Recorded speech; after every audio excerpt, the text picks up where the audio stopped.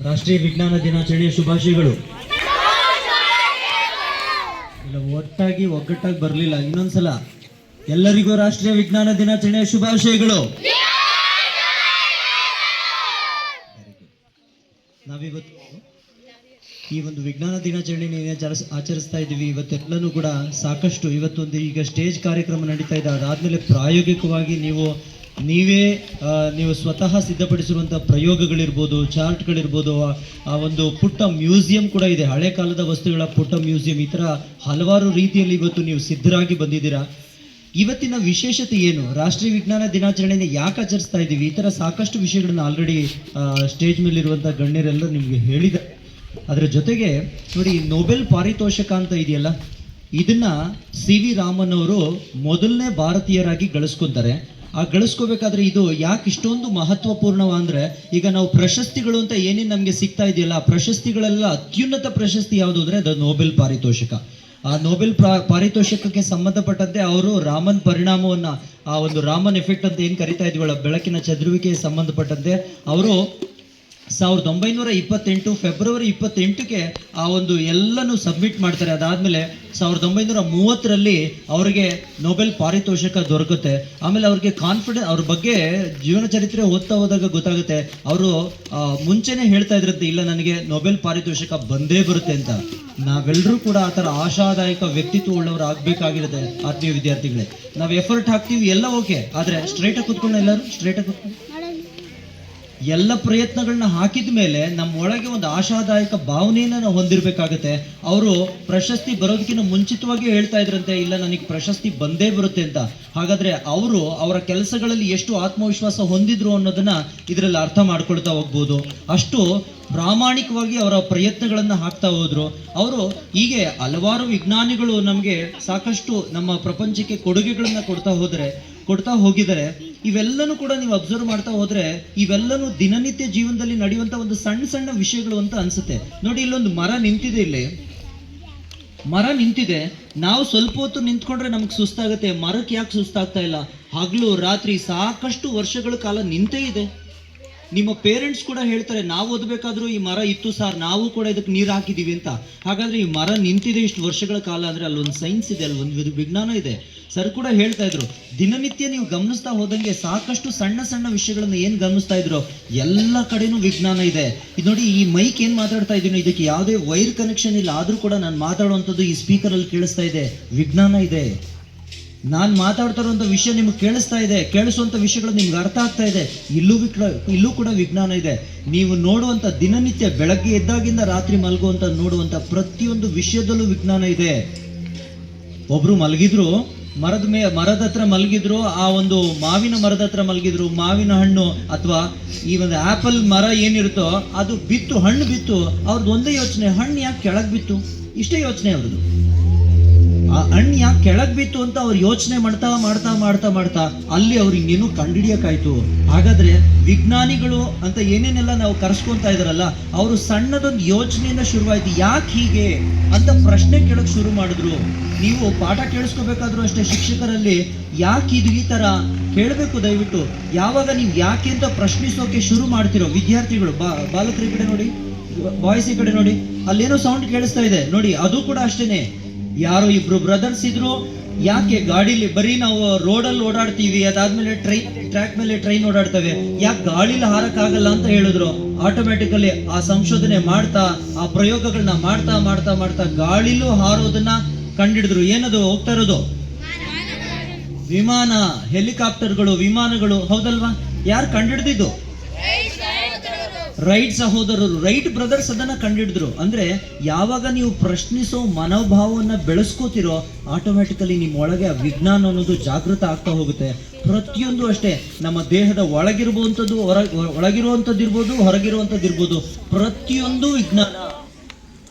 ಈಗ ನಾವು ಮಾತಾಡ್ತಾ ಇದ್ದೀವಿ, ಅದಾದ್ಮೇಲೆ ಸಂಜೆ ಆಗುತ್ತೆ, ರಾತ್ರಿ ಮಲ್ಕೊಂತೀವಿ.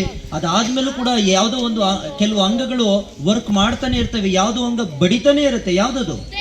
ಹೃದಯ. ನೋಡಿ, ಪ್ರತಿಯೊಂದರಲ್ಲೂ ಕೂಡ ನಮಗೆ ಸಣ್ಣ ಸಣ್ಣ ವಿಷಯಗಳಲ್ಲೂ ಕೂಡ ನಾವು ವಿಜ್ಞಾನನ ಹುಡುಕ್ಬೋದು.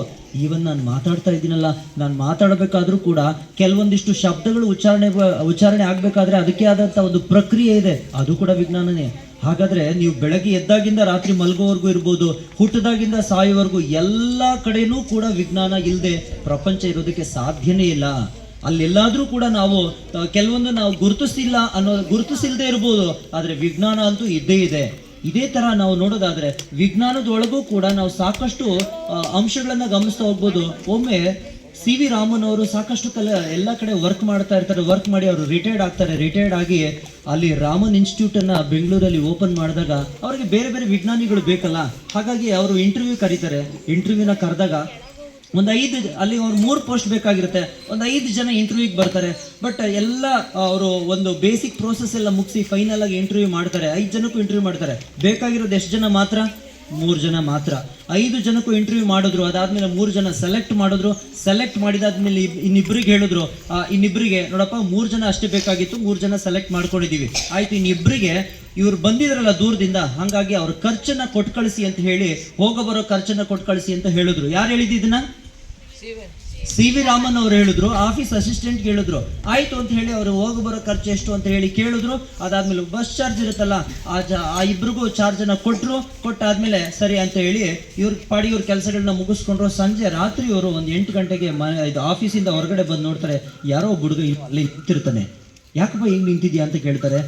ಸರ್, ನೀವು ನಮಗೆ ಏನು ಹೋಗಬರೋ ಖರ್ಚನ್ನೆಲ್ಲ ಕೊಟ್ರಲ್ಲ, ಅದರಲ್ಲಿ ನನ್ಗೆ ಎಷ್ಟು ಖರ್ಚಾಗಿತ್ತೋ ಇನ್ನು 7 ರೂಪಾಯಿ ಎಕ್ಸ್ಟ್ರಾ ಕೊಟ್ಟಿದ್ದೀರಾ, ನನಗೆ ಇನ್ನೂ ಜಾಸ್ತಿ ಕೊಟ್ಟಿದ್ದೀರಾ, ಅದಕ್ಕೆ 7 ರೂಪಾಯಿ ನಂದಲ್ಲ, ತಗೊಳ್ಳಿ ವಾಪಸ್ ಅಂತ ಹೇಳಿ ಕೊಡಬೇಕು ಅಂತ ಹೋಗ್ತಾನೆ. ಅದಕ್ಕೆ ಸಿ.ವಿ. ರಾಮನ್ ಅವ್ರು ಹೇಳ್ತಾರೆ, ಅಲ್ಲಿ ಆಫೀಸ್ ಅವ್ರು ಇದ್ರಲ್ಲ ಅವ್ರ ಹತ್ರನೇ ಕೊಡೋದಲ್ವಾ ಅಂತ. ಅದಕ್ಕೆ ಆ ಹುಡುಗ ಹೇಳ್ತಾನೆ, ಇಲ್ಲ ಸರ್ ನಾನು ಕೊಡೋಣ ಅಂತ ಹೋದೆ, ಅವರು ಅಕೌಂಟ್ ಎಲ್ಲ ಕ್ಲೋಸ್ ಆಗಿದೆ, ಪರವಾಗಿಲ್ಲ ತಗೋ ಹೋಗು ಅಂತ ಹೇಳಿದ್ರು. ಆದ್ರೆ ಯಾಕೋ ನನ್ನ ಮನಸ್ಸು ಒಪ್ಪಲಿಲ್ಲ, ತಗೊಳ್ಳಿ ವಾಪಸ್ಸು ಅಂತ ಹೇಳಿ ಆ 7 ರೂಪಾಯಿನ ಆ ಹುಡುಗ ಇವ್ರಿಗೆ ಕೊಡ್ತಾನೆ, ಸಿ.ವಿ. ರಾಮನ್ ಅವ್ರಿಗೆ.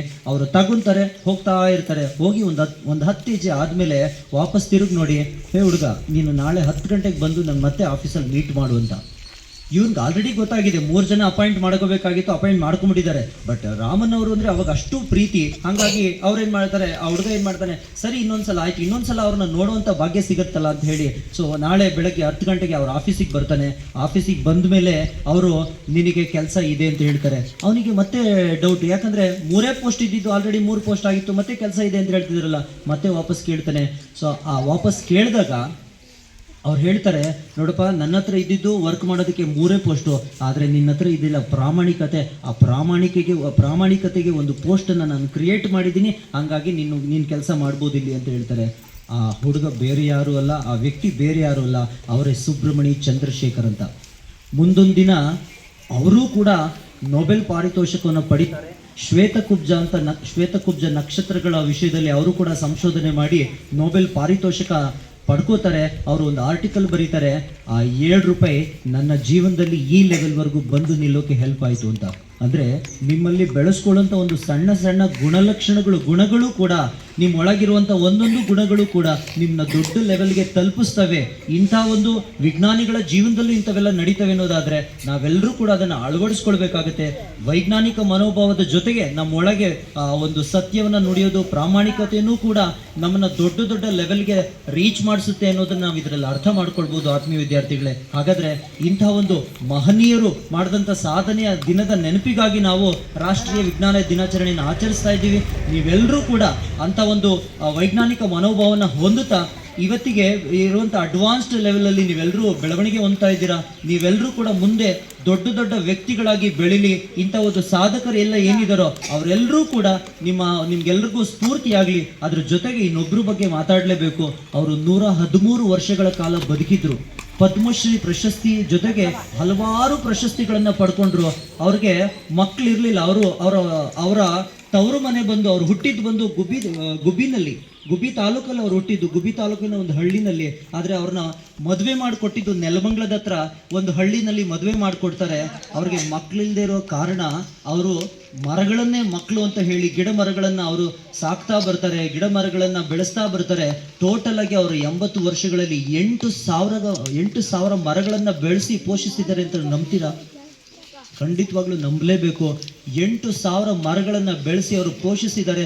ಮೊನ್ನೆ ತಾನೇ ನಮ್ಮೆಲ್ಲರೂ ಅವರ ವೇಷಧಾರಿಯಾಗಿ ಇವತ್ತು ಚಂದನ ನಿಮ್ಮ ಮುಂದೆ ಕೂತಿರೋದನ್ನ ಗಮನಿಸ್ಬೋದು. ರಾಷ್ಟ್ರಪತಿಯವರಿಂದ ಪದ್ಮಶ್ರೀ ಪ್ರಶಸ್ತಿವರೆಗೂ ಕೂಡ ಅವ್ರು ಹೋಗ್ತಾರೆ. ಇನ್ನೇನು ಮಾಡಿಲ್ಲ, ಅವರು ಗಿಡ ಮರಗಳನ್ನ ಬೆಳೆಸಿರೋದಷ್ಟೇ.